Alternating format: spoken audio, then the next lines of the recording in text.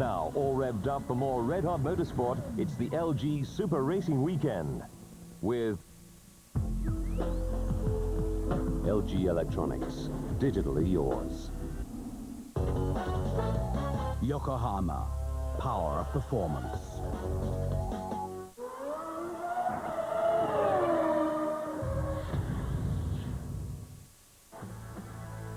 Magny Cours in the heart of France, the venue for the first of the LG Super Racing Weekends 2002.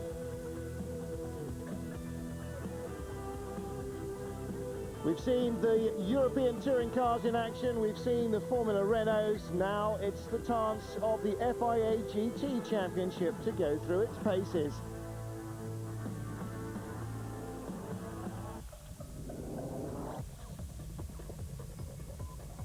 Well, let's take a look at this French Grand Prix venue, the Magny Cours circuit. It's a combination of high speed, corners, long straights, and, well, 2 chicanes and 2 very demanding hairpin corners. The first, the famous Adelaide hairpin, and through the Nürburgring chicane. The chicane on the return leg, the Imola chicane, and the final chicane and lycée hairpin to end the lap in a heavy braking downhill flurry. It's a real course of contrast. It demands good high-speed grip, which means big wings. It also demands good straight-line speed, which means small wings, and it takes a lot out of the drivers and the brakes in the braking zones. Good evening, my name is Martin Haven, alongside me Jamie Davis, and Jamie, weather really couldn't be better, probably not too hot to make it a factor in this race, and so we're looking as ever at accident damage, fuel and tyres as being the critical elements in this 3-hour marathon. Yeah, we're just looking at the pictures there. I mean, obviously it's a nice blue sky. They're not going to have any rain, I don't think, this weekend, and just apart from a slight wind which is blowing, it's perfect conditions for the race. Well, it's been really warm and sunny. It's real shirt-sleeve weather for once. The grid girls not absolutely freezing.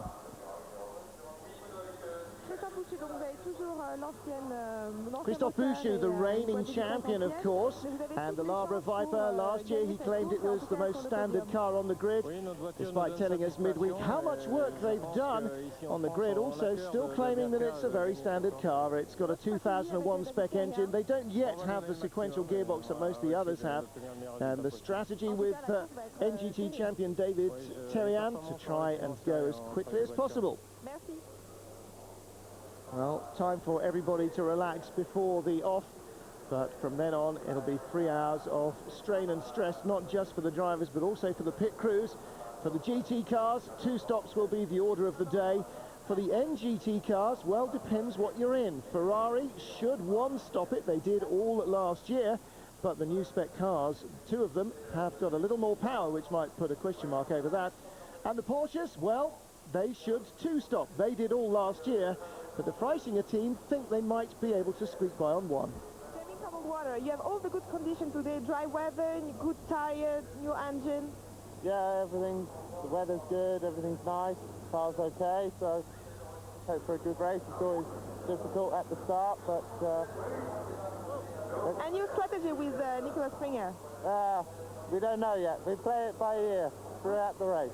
Thank you very much. Well, the first strategy always for Lister is to stay out until everybody else has stopped for fuel in the front-running group, so we can expect Jamie to come in as late as he possibly can with the tank capacity to hand over to Nicolas Springer. Now, Jamie, both Lister cars have got a full-speed professional driver. Both have got what you could really only term as an enthusiast amateur. Nicolas Springer with Jamie Campbell-Walter, and alongside Bobby Verdenroe, Paul Knapfield, who's only in his 2nd year of racing cars. Interesting concept to have a sort of pro-am in both cars, whereas if you were looking for outright pace, you would put the 2 fast guys together. Yeah, for outright pace, obviously that would be the best situation, but you know, this championship is professional and amateur alike, and basically the championship thrives as well, having the amateurs in there because they're bringing in the money, and it keeps everybody employed. Well, the pace car pulls off. The Lister is on pole position. Christophe Bouchou trying to come alongside Jamie Campbell-Walter from the start. Bobby Verdenroe in the 2nd Black Lister Storm there. The 2nd Labre Viper driven by Vincent Voss. And right behind him we ride with Fabio Babini. Babini a race winner at Le Mans in the NGT category for Porsche, steps up to the big class, the GT category, with the Labra competition team, and he with the Belmondo team rather, chasing that Labra car. Bobby Verdenroe right behind, then Mike Hazemans, and the second of the Hazemans stroke Racing Box Vipers, because the two have joined forces this year, Team Carsport Holland Racing Box, and that's started by Fabrizio Golin. But a good battle here already. Opening lap, Babini getting stucking into another Viper. Look at that. Nice little following shot there. Babini really sticking to his task. Not a bad opening lap for a first drive in a Viper, is it? Exactly. I mean, you know, they're all pushing fairly hard now, trying to obviously make gaps on other people. Just got to see really now how this pans out and just see what situations they're going to be doing, obviously, with the stops as well. Now, lots of changes in terms of cars, teams, driver lineups and so on. Christophe Bouchou's Jean-Philippe Belloc partnership last year, that's dissolved, and he is, as Jamie Campbell-Walter has a little weave there under power, he is now driving with David Terrian, who was in the 360 Modernist that won the title last year, but also in the Lister team, not just Julian Bailey leaving and Paul Natfield arriving in the second entry, but also changing tyres. They've gone from Michelin to Dunlop, but the car behind, the Labra car, and indeed the two cars behind, both Labra cars, on Michelin tyres, almost uniquely in the GT field. So there's a balance of a tyre war going on here as well. We'll have to see how the wear pans out. Yeah, it's quite interesting, having talking to Jamie Campbell-Walter just a couple of days ago. Obviously, they're fairly happy at the moment with the Dunlop tyre situation. They've done some testing, obviously, with the tyre, and at the moment, I think they're fairly happy. Got a good relationship with Dunlop, because although they've raced on Michelin in the FIA GT series for several years, they have raced in Britain on Dunlop, so they know the team and the team know them. Mike Hazemans putting in the move on Bobby Verdenroe, moves up a spot. And again, Babini, just having really harassed the back of Vincent Voss on the opening lap, drops back a fraction. Lead pair getting away, though, from the rest of the field. Looks as though we're already seeing a sort of two-tier Division 1, even in the GT class, but... oh dear, yes, nasty little spin there. The 58 car is the Auto Orlando car of the Austrian Philipp Peter, and being tapped from behind, I think, there as they came out of the hairpin. Yes, look, red paint on the back of the car. I'm sure he knows who was responsible. We didn't quite catch it, but no other damage done to anyone. Let's have a look. And in fact, it wasn't red, it was the 55 car. That's the second Freisinger Motorsport entry. That's Stefan Dowdy, the Frenchman. So Dowdy taps the Austrian. Philipp Peter, incidentally, just back to racing after having a monster Super Cup shunt, Porsche Super Cup race shunt at Imola, which concussed him for several days, but passed fit to race this weekend. So Campbell-Walter with 0.3 of an advantage over Bouchou, but look, 4.5 seconds ahead of Vincent Voss in the second Labra Viper in third spot.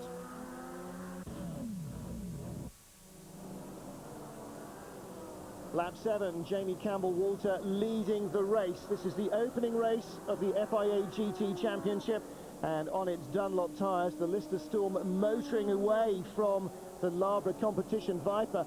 This isn't something we saw an awful lot of last year, the Labra car being left behind for too long by the Listers. Depending on the nature of the racetrack, it seems to seesaw the balance between the two. Bouchou complaining that they've still got an old engine and an old gearbox. You can see from the width of the rear wing, though, this is in every other aspect a 2002 car. And, Babini was ahead there of... oh, no, in fact, that's not Voss. That is Mike Hazemans, who's just dived past Fabio Babini. So Hazemans picks up another spot. He goes up into fourth. So the caption wrong there. And Hazemans came by like Babini was on the brakes there, didn't he? He did. He must have had a very good exit from Adelaide hairpin there. Just managed to just push it straight at the inside. So he took a good run on Babini. Babini using a lot of steering wheel, Jamie. Yeah, it's possible maybe he's suffering a little bit with balance on the car at the moment. Possibly maybe some understeer, having to put a bit more lock on the car to get it through the corners at the moment.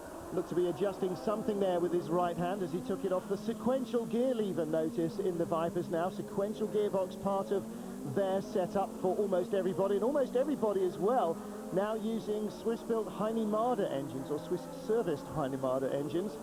And A little bit of a rankle there with the Car Sport Holland guys who worked with Marder so much last year to develop their engines, and now Marder has that knowledge that he can build into his others. So they're not quite as happy as Larry about that, but still Hazeman's using the performance of that very modified Car Sport Holland car. But a big shock in qualifying, brake disc exploded on the first lap. And when drivers say that, Jamie, normally it means it cracked and the pedal went all funny and it was horrible. But it was more like a small bomb going off in the front of the car, wasn't it? I was quite surprised. I've not actually seen it myself before like that. I mean, it was apparently just on the out lap, just went out onto the circuit.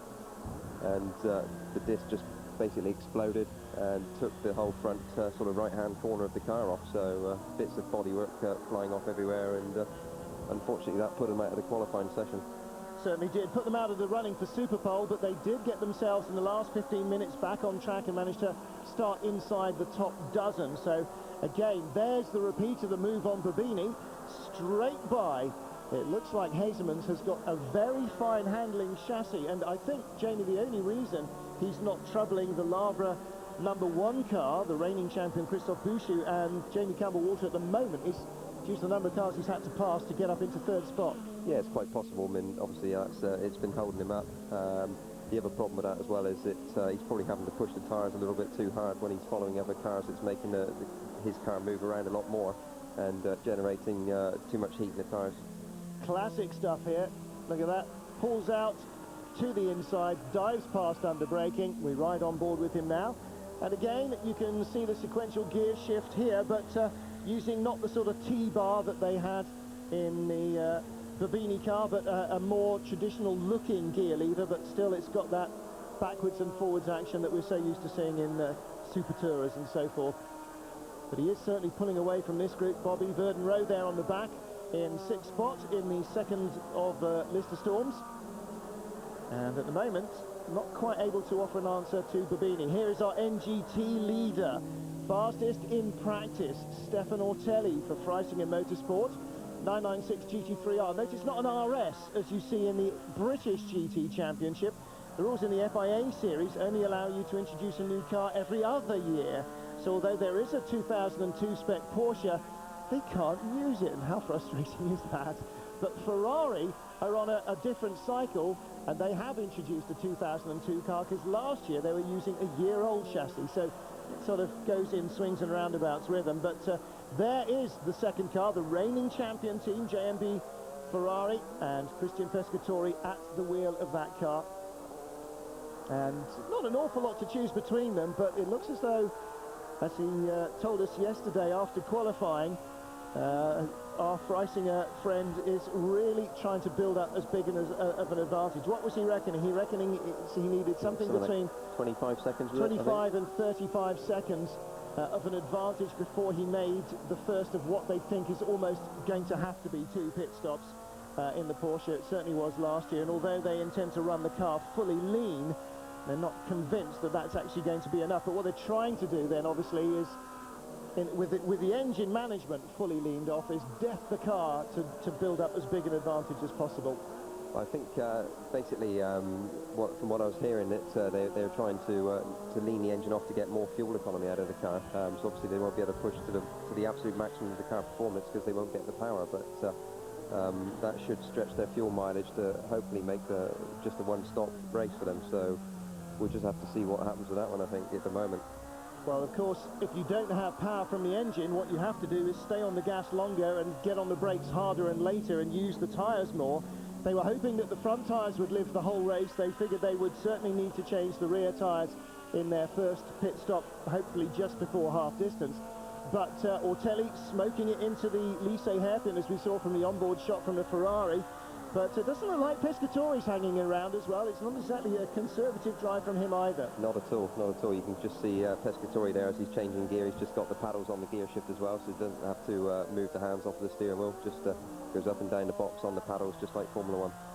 On board with our NGT leader, the Monegasque Stefan Ortelli, former Le Mans winner for Porsche. And there aren't too many people that I would want to put in a 911 against him on a one-to-one head-to-head lap. He is a very, very quick Porsche peddler indeed. And already we're in traffic then. That's Gerald and Christian Reeve, the father and son pairing and Manfred Uras in their Proton Porsche, being passed by Vincent Vos, and oops, a daisy. The Polish Porsche, they're having a bit of a bobble over the curbs. Pretty high there on the exit of Adelaide, aren't they? It's just a very important corner, obviously, to get the traction out of there, but you don't really want to be going over the curb too much, because obviously that's going to upset the car. Now then, somebody, and I don't know where this is, I don't know who was in that dust cloud. Like a pile of dust and no car. It did. Somebody's gone quite a long way off. Ooh, Bobby Verden-Rowe leaves Big Darkies on the track as he tries to come inside the Auto Orlando car. It's one of the two Ferraris and the 22 car. That is Enzo Calderari. Two BMS Scuderia Italia Ferraris, ex-ProDrive cars, serviced by ProDrive but run by BMS Scuderia Italia. They've only had the cars about a week or so, so they are very unfamiliar with them, but Calderari sharing with Lilian Brinner and Frederick Dorr, and Calderari and Brinner, of course, very well-known Ferrari drivers. They've been racing... Steering off the track. He certainly is, and oops. Looks like he could have saved that, perhaps. Yeah, I think maybe if he just lifted a left foot brake just slightly there, he just could have got the front to turn in, and the problem is, in that type of corner, as soon as you put the wheel onto the grass, you're just off. Drags you in, doesn't it? Very used to the Ferrari 333 SP. They've been racing in the FIA World Sports Car Championship over the last few years, Calderari and Brinner, but this front engine 550 GT, clearly a very different device. So 11 laps in, and a bit of a lock-up for Jamie Campbell-Walter there at the Adelaide hairpin. Perhaps somebody's leaving a little bit of gravel or gunge there after an off-track excursion, almost from the opening laps in a GT race. That tends to happen. Mike Hasemans still closing down the race leaders, and Hasemans pushing very, very hard indeed from a less than encouraging grid position. He was in 7th spot in the starting lineup. Locking the inside wheel, pushing quite hard into there. As we saw, somebody locking up behind him as well. Might possibly been the chasing Viper, trying to avoid a slower car as well at the apex. Hasemans is looking pretty quick though. Good lap times through practice, and only that exploding brake disc really completely destroying their chances of a front row grid position. It's been an interesting year, I think, the battle between that car, particularly the Labra Vipers, the Belmondo Vipers, which should, I think, produce a little bit more pace than they're showing at the moment, and of course the Lister Storms, which at the moment seem to be about the quickest cars out there. Yeah, and in fact, Bobby Verden-Rowe's car still a little bit down on horsepower, obviously, to Jamie's car. I think Jamie's got the latest spec engine in there, and I've heard it's maybe 40 or 50 brake horsepower, actually more than what Bobby Verden-Rowe has at the moment. Well, that seems actually to be a very accurate representation, because Verden-Rowe in the 2001 car doing what Lister's did last year, which was kind of chase the Labra competition car a lot, whereas Jamie seems to have a little bit of the edge on the Labra competition car, which is running its 2001 spec engines. So I wonder what the jump forward will be for Bouchou at Silverstone if he gets a new engine and stops whinging on about still having the old one. Bouchou still chasing, but here the battle further back. Oh dear! Looked like that locked up. That is the best place to the Belmondo cars, backed off heavily into the tyres, and that looks like the left front suspension is damaged, because that wheel is at a very strange angle, but he's put it in gear, Jamie, and tried to move. You could see the car then shudder and stall. It was quite a strange one, that. It looked like he had cleared the corner. This is on the straight after the Adelaide. Broken on the car there. Yeah, look at that. Snaps right and then spins him round to the left. Whips it off the track and into the tyres on the straight. I'll give the Beanie the benefit of the doubt. I think the car is at fault in that one. Opening race in the LG Super Racing Weekend FIA GT Championship, Magny Cours, 22 laps in. Jamie Campbell-Walter increasing inch by inch the margin over second place man and reigning champion Christophe Bouchou in the Viper. But what's this? Belmondo, Paul Belmondo in trouble with the remaining BMS Scuderia Italia Ferrari, and the 23 car started by Jean-Denis Delatraz, the man who first raced a Viper in the series 2 years ago with First Racing, a Ferrari rather. Well, Belmondo back in the pits, we saw that in replay, and where's he off to? He is off to shout at Lillian Brinner and the rest of the team. Not at all a happy bunny. I don't know who was in the car, says Paul Belmondo. Pushed me off the track at the chicane, but when I got to 180, he just pushed me straight up the back. Lap 36, Jamie Campbell-Walter leads for Lister, opening race in the FIA GT Championship, going very nicely for the black cars. Christophe Bouchou 18 seconds back, and Bobby Verden-Rowe in the second Lister Storm, now just 6 seconds behind him. He's worked his way up from 6th to 3rd position in the opening stint. We've lost one Belmondo car permanently, probably due to some drive chain problem. Belmondo himself in the second entry has been pushed off, but we have still got plenty of racing to go, even though we've lost a Ferrari of the, in fact, 2 of the 3 Ferraris, because the Philippe Alliot David Halliday Ferrari didn't even make the grid. 5th quickest in qualifying, but a broken gearbox put them out. And here is a new car. I haven't seen any of these yet so far in the race. This is the RWS Motorsport car of Luca Riccitelli, no longer NGT. This car is a GT spec Porsche 996. They basically twin-turboed the motor, hogged it out to 3.95 litres in the hope of making it a Viper-beating car that Porsche don't make themselves. Well, looks like they have got more development work to do on that. NGT leader in the middle of this sandwich, about to be lapped as Bouchou comes in. Bouchou in the pits, he will hand over to David Terrian. And Christophe Bouchou coming in on lap 35. Lap 35, so that's very early, I think.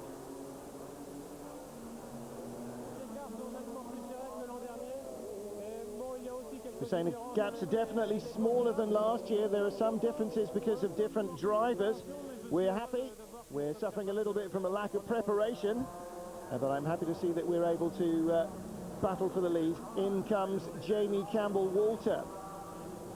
Campbell-Walter in from the lead for his pit stop, lap 38. He will hand over to Nicholas Springer. And fans of Jamie will know that he's got a brand new helmet design. All weekend I've been meaning to ask him why on earth it's completely different, but it is. Lawrence Pierce at the front of the car overseeing things. Tyre change, all 4? Yes, looks like it. So let's catch up with Jamie Campbell-Walter. We got no problem. We had a nice lead, but it was very hard to pull away. So obviously it's the first time on the Dunlop tyres. They were fantastic throughout the stint, and you know, let's hope Nick can do a good job. We'll wait and see. So the lead car then is in. Right behind it to Mike Hazeman's car number 3. Now he's already had a stop-and-go penalty. But he was so far out, I was inside, I came next to him, and I stopped. I lost 5 seconds, and I told on the radio, I stopped, please tell him. I think it's very unfair. You have to look at the video. So, if it was that, I was completely right.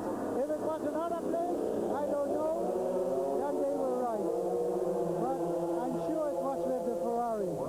And I told them, I stopped, I lost 5 seconds a lap, and I think that they have to respect. Well, Hazeman's working hard to get into the top 3, and he one of 4 cars pinged by the stewards around lap 30 for apparently passing under yellow flags. But as he said, he undid all the work that he'd done there, and I think he feels a little bit correctly that maybe the penalty was a touch harsh for all that. However, now a rash of pit stops for the leaders, Jamie Davis. That leaves Nicholas Springer in the lead in the freshly fueled, freshly tyred Lister Storm. This is going to be the real test now. Obviously, Nicholas is new to this a little bit, so it's going to be a big pressure for him. Just really now has to keep calm and not make any mistakes, even if he's not quite on the pace. Just needs to keep it clean, and you know, we'll just see what happens with him. But I think as long as he can do that, then it should be pretty good for them. Cautious opening lap from Nicholas, but he really does realise that, like in Le Mans mode, rule number 1 is bring the car home. Rule number 2, worry about the position that it's in. Second place there, the number 1 Labra car, passing one of the 4 JMB Ferraris. And the ones with the blue noses below that white stripe halfway down, those are the 2001 spec cars, as far as I can tell. They seem to have painted them differently. No sort of slew of different windscreen strips that I could particularly make out from checking them all in the garage. There is the second of the Lister Storms, no longer Bobby Verden-Rowe. He's now handed over to Paul Knapfield. Raced last year in the British GT Championship with Tim Sugden, who was racing FIAs with Steve O'Rourke, that we saw, of course, on Eurosport. But Knapfield, well, he's a property developer and raced in karts a little bit in his late teens, early 20s, but this is only actually his second year in racing a car, so he was taking a while to bring himself up to speed in qualifying, but not doing too badly either, keeping his nose clean as well, working nicely through the traffic there. Good decisive stuff from him. And here comes Mike Hasemans. 2 pit stops, don't forget, 1 for the stop and go. Couldn't do a tyre stop if he wanted to then, and the fuel stop, but he kept it going right to the end of the fuel window to stay on schedule for the race and not completely screw their plans. NGT leader, yet to stop, still Stefan Ortelli in the Freisinger Porsche. Yet to stop also second in the NGT category, the Ferrari of Christian Pescatori. Yet to stop, and third place in the NGT category, a brand new car and team, Jürgen von Gartzen sharing his Porsche with Ian Kahn. And they have really worked themselves well up the order. Just an hour into the race and they are in a podium position. There is the second placed Ferrari. Pescatori won the title last year with David Terrian in NGT, but he shares the 50 car this year with ex-F1 ace Andrea Montermini. So Springer leads from Terrian in second place. The gap coming down little by little. And the Belmondo car, well, that is the number 11 machine driven by Claude-Yves Gosselin now, after Paul Belmondo was knocked off the track earlier on. Eurosport at Magny Cours for the opening race in the FIA GT Championship, part of the LG Super Racing weekend. Just finished 50 laps, so just about half distance. And in the pits at the moment, the number 50 Ferrari, the second car in NGT, Christian Pescatori, the reigning champion, handing that over to Andrea Montermini as we watch the battle for the lead. This is the Christophe Bouchou reigning champion car, driven now by second driver David Terrian. Belmondo Viper spins off. That's car number 11. Paul Belmondo handed that over to Claude-Yves Gosselin. Gosselin drops it off the road right in front of the leader. That will have held up just momentarily. Nicholas Springer in the Black Lister Storm. And this is the battle for the lead now. Terrian has reeled in Springer. And in third place, you can see the fourth of those cars. Not the red and white Ferrari, that's 2 laps down now. But the number 3 Carsport Holland car, being driven by Anthony Kumper. He's done him quite cleanly there. And, well, Terrian with more experience, perhaps, certainly through his racing career than Nicholas has. Nicholas has been racing in the FIA series the last couple of years, but before that, just a businessman. Right behind him, Paul Knapfield spins out of the final corner in the second Lister Storm. And he was in 4th place there as well. Now, we see that occasionally when somebody gets a touch too much curb and a touch too much power combined, Jamie. It looks like that was just a little bit of keenness to try and chase down the guys in front. Oh yeah, I mean, obviously they want to push as hard as they can and move on forward, but this stage of the race, if they haven't quite stopped yet, the tyres are getting quite old, the cars are moving around a lot more, and it's just so easy just to be able to jump on that power just fractionally too soon, and the rear lights up and around it goes. Well, Nicholas Springer passed now for second place as well by the Carsport Holland car. So Anthony Kumper moves up into second. The Ferrari, I remind you there, the red and white car is off the lead lap. So it's not a factor in this battle, except that Springer couldn't find a way past without shoving it and didn't want to shove it. So that allowed Anthony Kumper to work a gap as Springer got baulked. But Nicholas dropping back a little bit quicker than I might have expected now from these two. They have been reeling him in the last couple of laps fairly quickly, but dropping back a fraction. Of course, when he took the car on from Jamie Campbell-Walter, he had new tyres. So did Paul Knapfield when he took the car over. And the 52 Ferrari in, so they're all coming in around this half-distance mark. Nearly 90 minutes gone in the race, and the 77 Russian car, that's Vasilev, started it. Fomenko has taken it over now and spun, I think, almost straight out of the pits. Not quite literally, but almost. And look at this battle for the race lead now. This is the Car Sport Holland car chasing the Labre competition car. Two Vipers, different concepts, and we believe that the Car Sport Holland car probably the quicker of them, Jamie. I think so.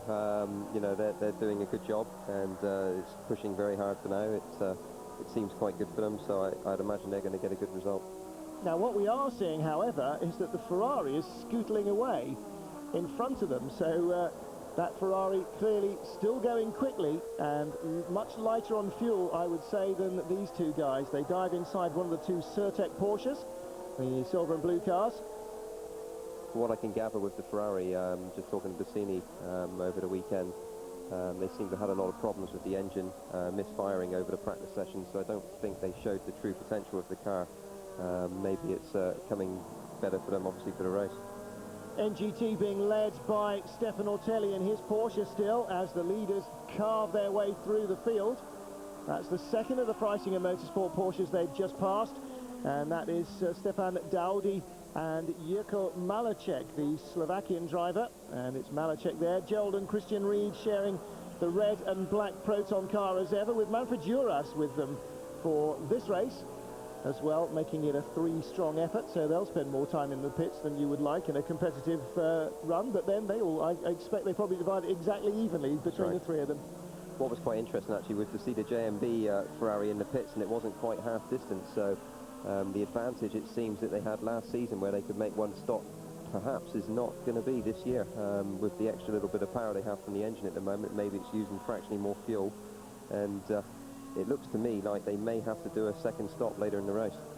Well, that is a question mark, certainly, that the Porsche people were aware of, as well as the JMB people, so hence that battle is going to be a very nail-biting one at the end of the race as to who has to splash and dash first, or who takes longer to do it. Now, we've just seen the change of lead there down into the Lycée hairpin, and Hazeman's Kumpan's car is now ahead of David Terrian's Viper. Race leader still David Terrian, with an hour to go.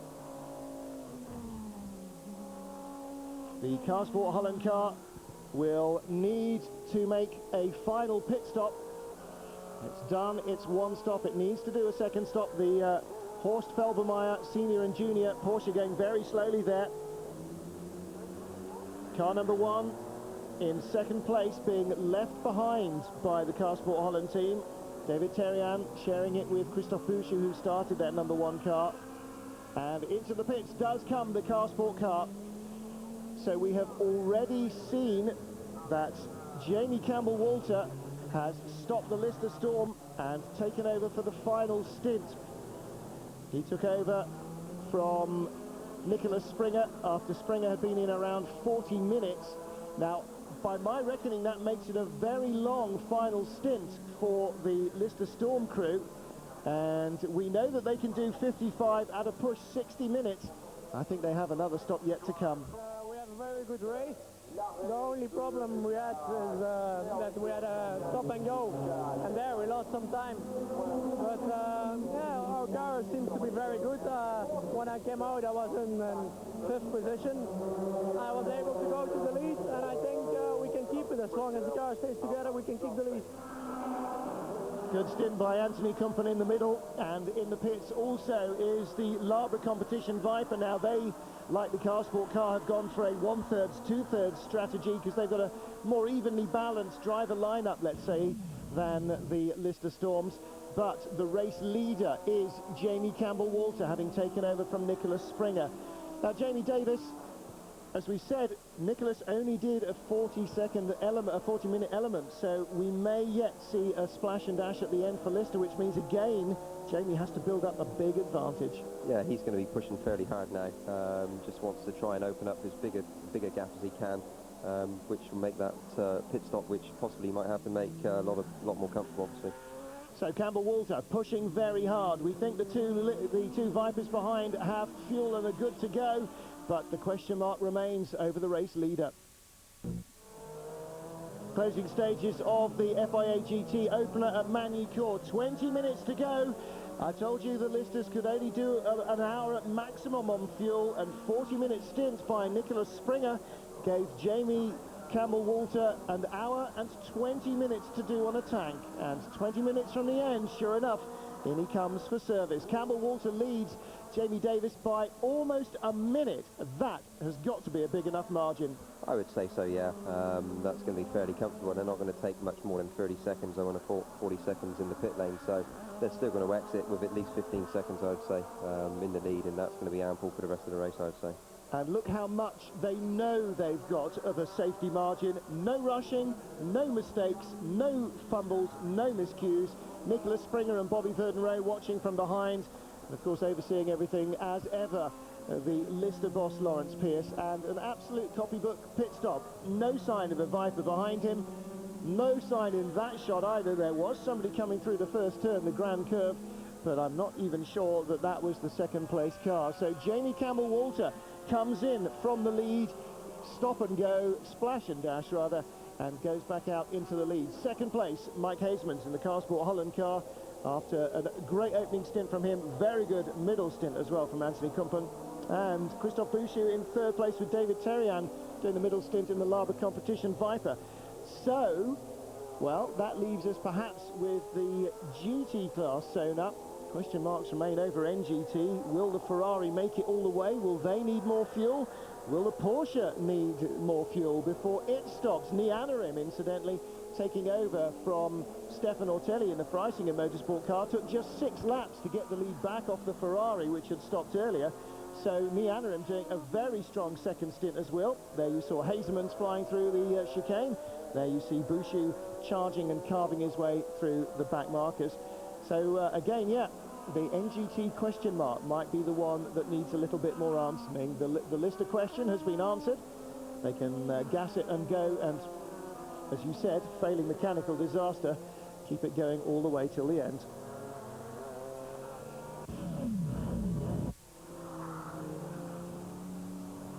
Car Sport Holland car of Mike Hasemans with a 15-second margin back to Jamie Campbell-Walter after the pit stop.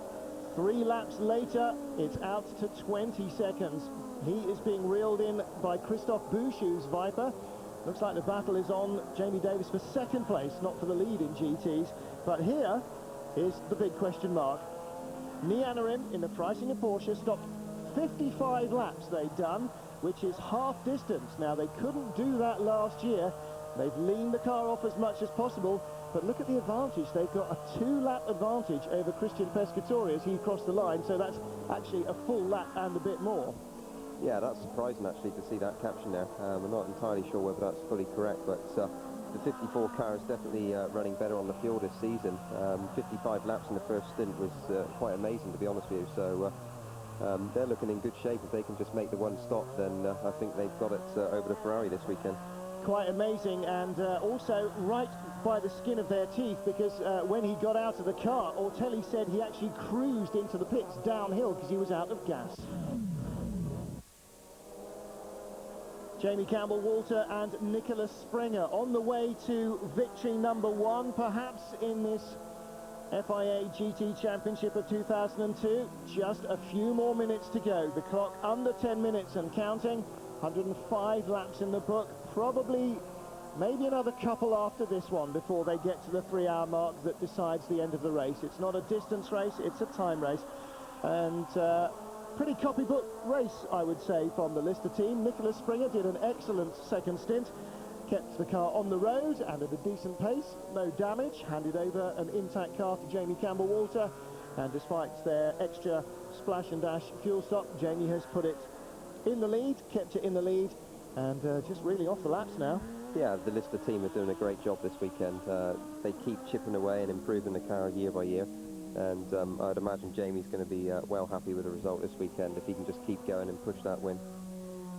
Car Sport Holland in second place, Mike Hasemans with the wheel at the moment, but a good second stint from Anthony Kumpen as well. Brought that car from 5th place when he rejoined up into the race lead. And in 3rd place, Christophe Bouchou sharing with David Terrian, the reigning champion team. But I wonder for how long. Lawrence Pierce with this latest development of the Lister Storm. Jamie Campbell-Walter with their new extra powerful engine as well, a little extra bit of brake horsepower there, and the new combination of the Lister and Dunlop tyres seeming to work very well indeed. Tyre consumption has been very moderate, and that's been a part of the factor as well. Notice he didn't have to take on tyres with 20 minutes to go. They weren't shredded. He has got plenty of rubber under him. And, well, the NGT battle, there's one of the older Ferraris, just ahead of Jamie Campbell-Walter's Lister Storm. But at the moment, the reigning champions, the Ferrari Modena JMB racing car of Christian Pescatori and new partner Andrea Montermini in second spot. The Porsche leads.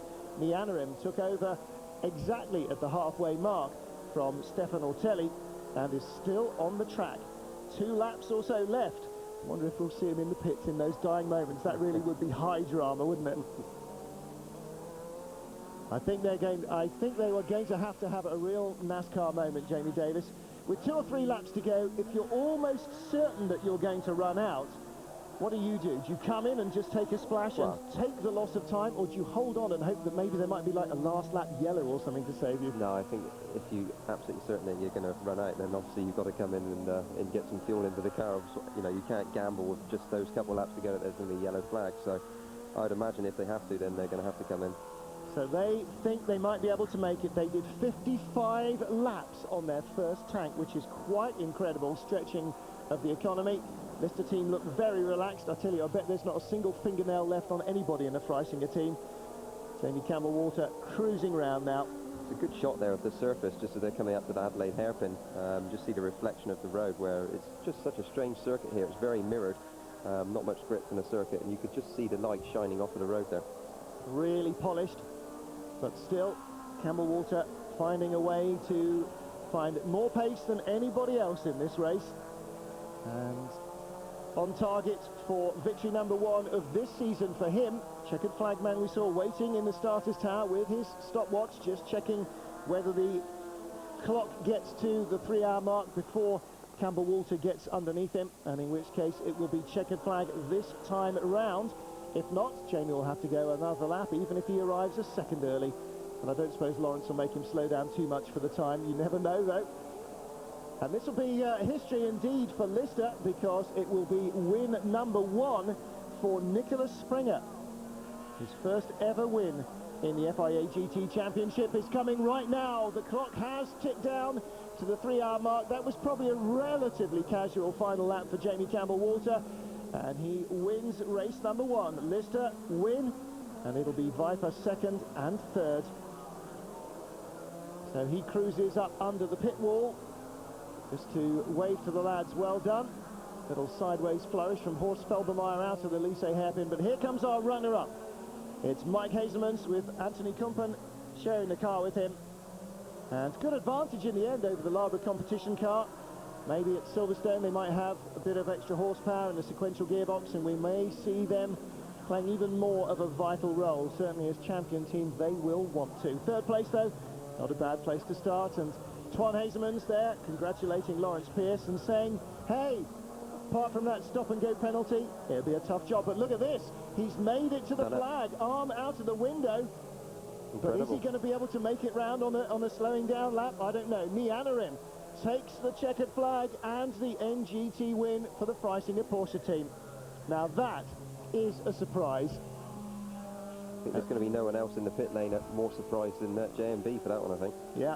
Well, there is the 51 car. That's not the second place to NGT Ferrari. That has yet to cross the line. They were some way behind in terms of time.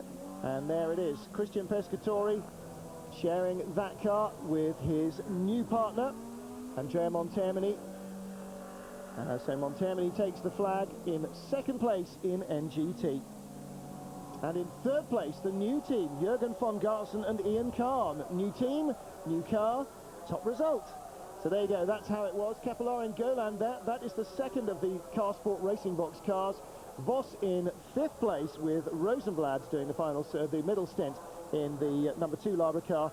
And the Ferrari, Denis Delachaz and Andrea Piccini coming home in 6th, so they get points on their first race. But in post-race action, let's say. The JMB team protested the winning Porsche, and it has been disqualified. Its fuel tank did not conform to the regulations, for which mean it may have had too much capacity. Jamie Campbell-Water from Liechtenstein, first on the podium, like last year. Yeah, it's an unbelievable result, really. It's a hat-trick for us here, and I've got to say, the car, the tyres, my teammate, the whole team was fantastic. Everything went according to plan, and I must say I'm very surprised to win the race, because I did think that Hazelmans and Labra would be in front of us, but we had a good strategy, and the tyres were fantastic, and the team did a great job in the pit stop. Well, they did a great job. Good job too by the Freisinger Motorsport crew, but that disqualification will hurt them. Nianarim, a first-time winner in the series, doesn't get to actually keep that win. Anthony Kumpen in second place with Mike Hazelmans. That's his best result in the series as well. I'll reiterate, Nicholas Springer, a first-time winner in the FIA GTs. And in third place, Christophe Boucher and David Cherian. Well, they both had plenty of podiums and victories, but this is Cherian's first GT class race. And on the podium with Labra, not a bad job at all. And that leaves us with the business in hand on Wednesday evening. Super Racing Magazine at 5 on British Eurosport, 6 across Europe. And don't forget, in a fortnight's time, Jamie and I will be back at Silverstone. I'll be working for Eurosport. He'll be driving a Ferrari. I wonder if I can mug him and swap that around somehow. We'll see you in 2 weeks' time if you are at Silverstone. Eurosport will be there with the British, with the FIA GTs and the LG Super Racing Weekend, and Jamie with the British GT Championship. So it just remains for me to say, Jamie Davis, thank you very much indeed for all your help. And looks like Silverstone might be quite good fun. Let's hope so. Let's hope so. Try not to give too many secrets away to the Porsche teams on air, so hopefully we haven't done that for him. And you can look forward to seeing so much action in a fortnight's time at Silverstone that if you miss it, I really don't think you're a motor racing fan of any kind at all. Perhaps even persuade the wife to come along if the weather's as nice as it's been here at Magny Cours. So from Jamie Davis, from me, Martin Haven, from the first LG Super Racing Weekend at Magny Cours, bye for now.